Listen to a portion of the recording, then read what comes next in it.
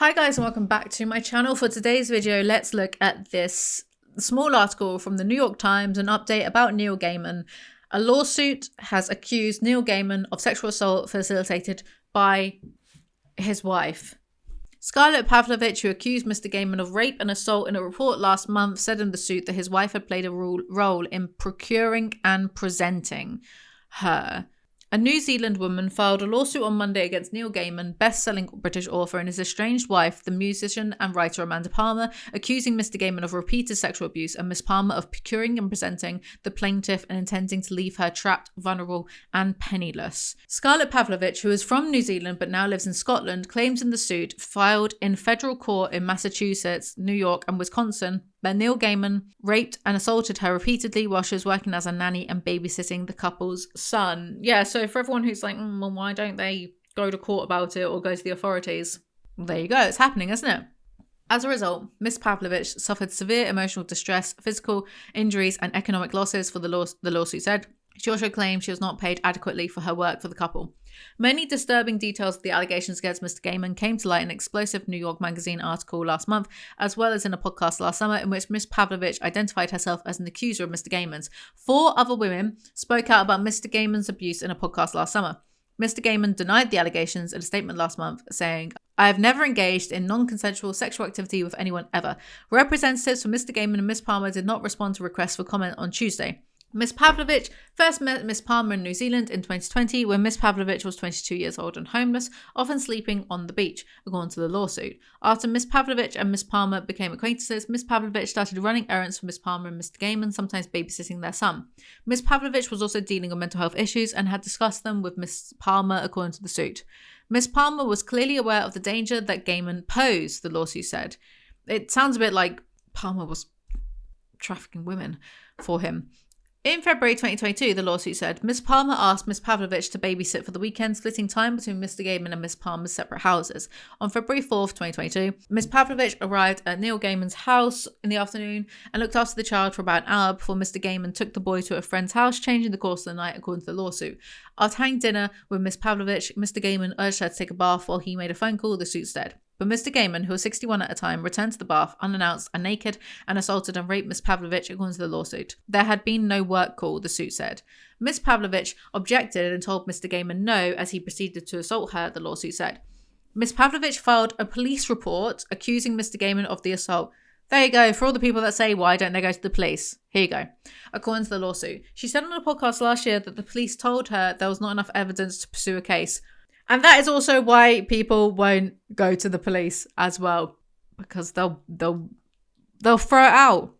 After the weekend, Miss Palmer offered Miss Pavlovich as a job as a live-in nanny with promises that she would be paid and Mr. Gaiman would help promote Miss Pavlovich's writing career, according to the lawsuit. The couple did not pay her, and throughout her employment, Mr. Gaiman continued to sexually assault her, the lawsuit said. She was, in effect, an economic hostage to Palmer and Gaiman, the suit said. The suit also said that Mr. Gaiman told Miss Pavlovich to call him master and that he frequently referred to her as his slave. The suit also claims that Mr. Gaiman knew Miss Pavlovich was not consenting to their sexual encounters and that during one assault, Miss Pavlovich screamed, "I can't" and "no" at the start of the encounter. Since the first allegations against Mr. Gaiman emerged last summer, several of his projects have been dropped or curtailed. Prime Video said that it would cut short the 3rd and final season of Good Omens, which is based on a book that was co-written by Mr. Gaiman, and Disney said it would halt the production of a movie based on one of Mr. Gaiman's novels. And last month, the comic book company that publishes Mr. Gaiman's graphic novels and comics said it was no longer work for him and that it would halt the publication of his Anansi Boys series. They actually have the lawsuit here as well. The claim arises out of defendant Neil Gaiman's sexual abuse of plaintiff and his wife Amanda Palmer's role in procuring and presenting plaintiff to Gaiman for such abuse. Facts. 11. Gaiman has a decades-long history of sexual misconduct consistent with the actions that will be described in the following paragraphs. The misconduct includes sexual contact with multiple women who have not consented to his actions. In cases where his victims submitted to sexual contact with Gaiman, his actions have often exceeded any consent that may have been granted. Gaiman's misconduct has spanned decades, commencing no later than 2007. In an effort to conceal his misconduct, Gaiman has entered into several agreements to provide compensation to women he has victimized, in some cases for hundreds of thousands of dollars.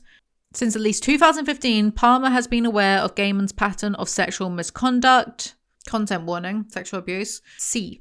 Gaiman raped Scarlett for the first time. While waiting for the child's return, Gaiman gave Scarlett a tour of the grounds, pointing out features such as a bathtub, They have dinner. Gaiman provided Scarlett with wine but drank no alcohol himself. After dinner, Gaiman suggested that Scarlett bathe in the bathtub in the garden. Scarlett was initially unwilling to do so. Gaiman persisted in his suggestions, grew more insistent. Scarlett eventually agreed. After Gaiman told her he had to make a work call, upon information and belief, there was no work call. Shortly after Scarlett began to bathe, Gaiman arrived unannounced and naked.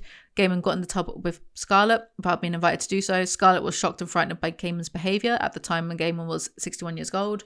Gaiman is significantly physically larger than Scarlett. Scarlett pulled her knees to her chest and curled her arms around them. Shortly after getting to the tub with Scarlett, Gaiman instructed her to stretch out. Scarlett was reluctant and expressed her reluctance. Gaiman repeated his command that she stretch out.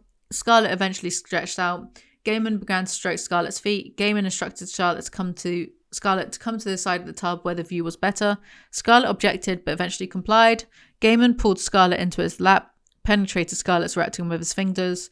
Scarlett objected, attempted to penetrate Scarlett's rectum with his penis. Scarlett objected. He asked to rub his penis on Scarlett's breast. Scarlett objected.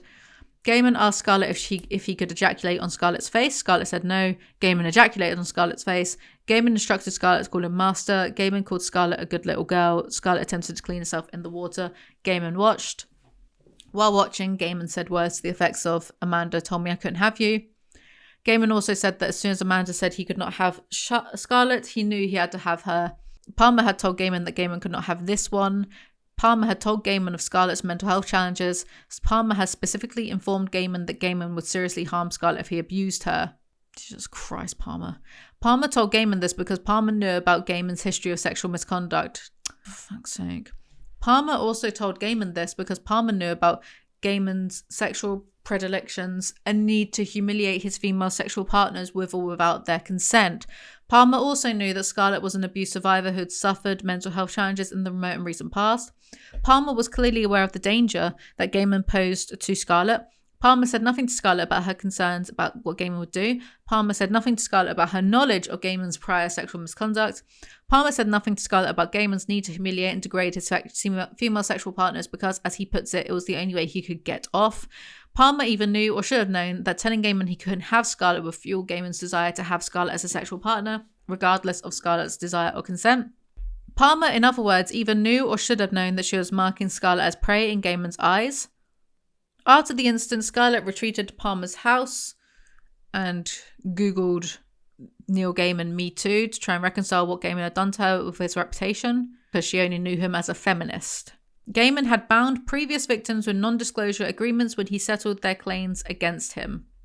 120. Palmer encouraged Scarlett to give up her prior job in housing to accept the role as a live-in nanny. Gaiman promised Scarlett he would use his tremendous industry influence to promote her writing career. Scarlett accepted the job. The job required for her to care for the child at both Palmer and Gaiman's houses.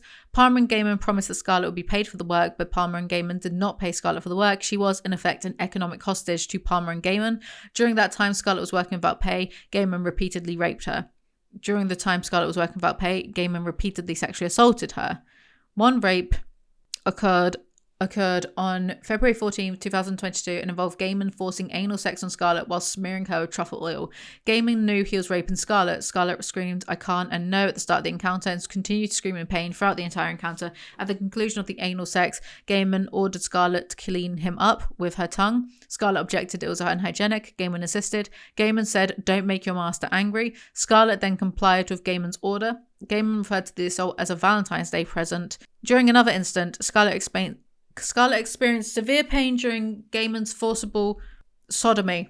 Now, obviously, the article that I did before on my main channel went in to this stuff, but as this is a lawsuit, it's in more detail now. The pain was so overwhelming that Scarlett saw stars and lost consciousness.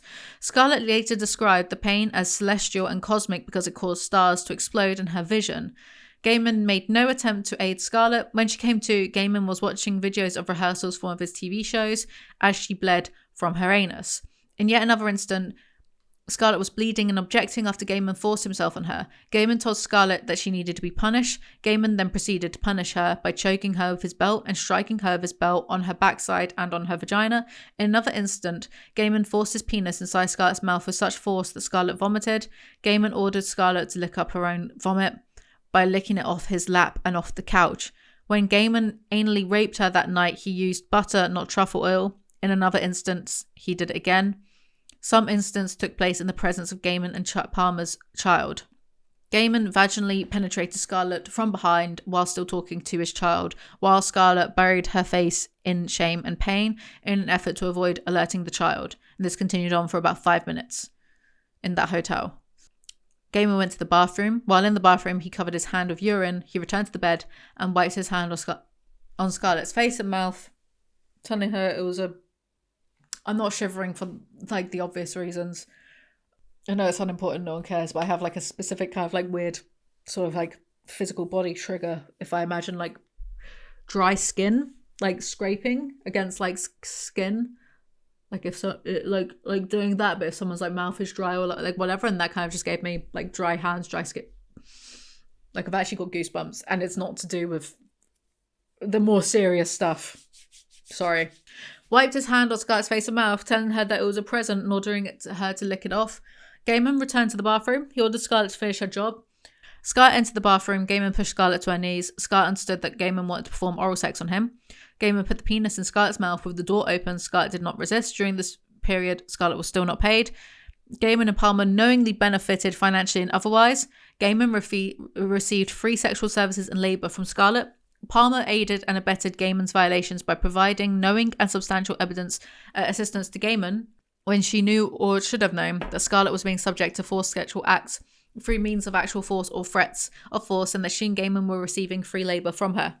Throughout this period, Gaiman ordered Scarlett to call him master. Throughout this period, Gaiman would frequently refer to Scarlett as slave. This happened so often, the child began to order Scarlett call the child master. The child began to call Scarlett slave.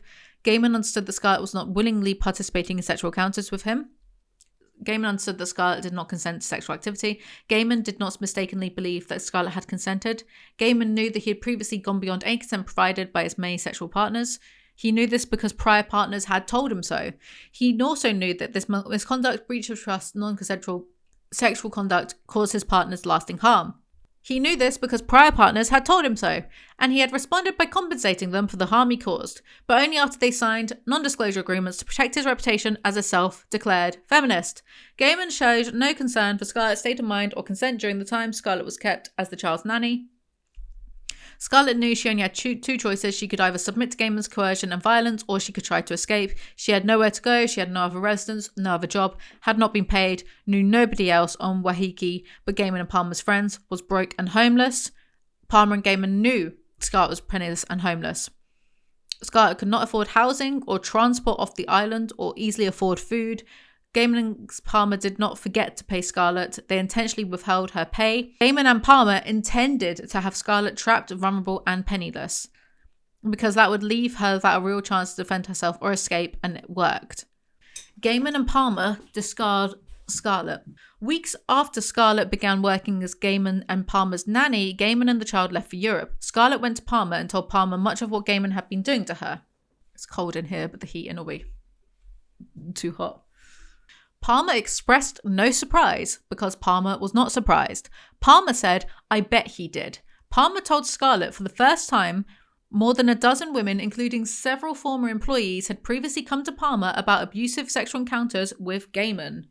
Palmer told Scarlett some of those women had reported disturbing experiences.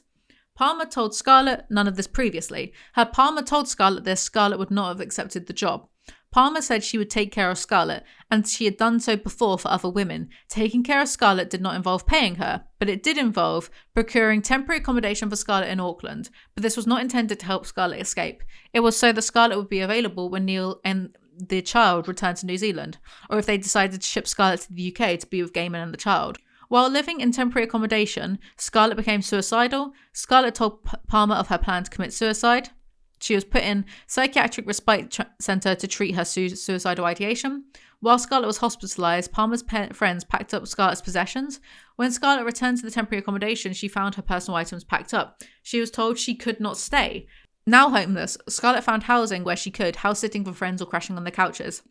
Around this time, and while Scarlett was unhoused, Gaiman approached her and offered to pay her for the past work. Scarlett presented him with an invoice for her time, which he paid. Later, Gaiman offered to help Scarlett by paying a few months' rent. Before he would pay her the promised rent money, Gaiman required Scarlett to sign an employment agreement. The employment This employment agreement was a sham, in part because it was backdated to the date Gaiman first assaulted her. After Scarlett signed the agreement, Gaiman paid her a small amount of rent money to help her get back on her feet. The payment was nowhere near the total amount she was owed.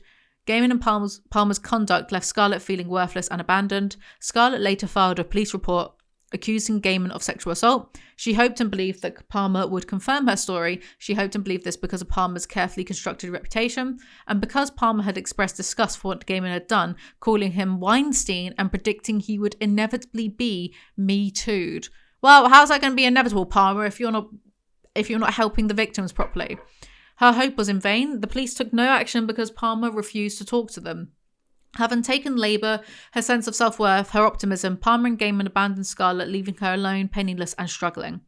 Palmer and Gaiman caused Scarlett profound physical, mental and emotional harm and economic losses. She brings this action because she is entitled to be compensated for that harm and because this must not happen again. First cause of action, human trafficking in violation of 18 U.S.C. against both defendants.